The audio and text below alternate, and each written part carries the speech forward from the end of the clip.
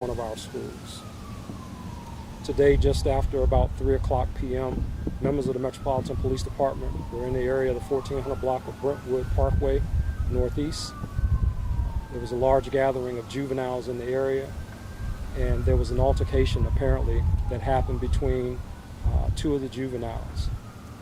At this time, it appears that both our deceased juvenile as well as our suspect juvenile were both students here at the school. My deepest condolences to both families involved in this situation, because whether you are the perpetrator of the crime or the deceased person in this case, it's sad, period, because this is something that did not have to happen. We do not know the reason for the altercation, but we know that a young man was stabbed as a result of this altercation in front of the school that he attends. This is very preliminary right now, the investigation, and we don't have a lot of information as to why this occurred. The individuals involved have been identified and families have been notified. Again, my condolences to the entire school family here, and the Metropolitan Police Department will be here to support this school as best we can going forward. Are there any questions? It was two 15-year-olds that died? No. Sorry, I misunderstood you there. No. So there is one juvenile who is 15 years old who is deceased, and there is another juvenile who's 16 years old who's currently in police custody. Chief, can you talk a little bit about what the security situation is outside this school?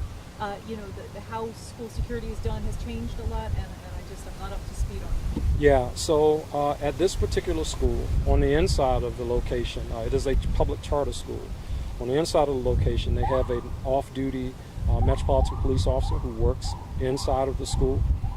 That officer inside of the school noticed that the kids from the school had not immediately departed the area. He requested the assistance of additional Metropolitan Police officers who came to the area.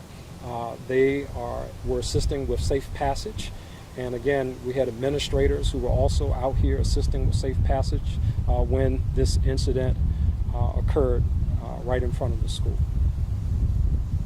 Any other questions? Yeah, as heartbreaking as this is, are you seeing an increase in juvenile-related violence as of lately?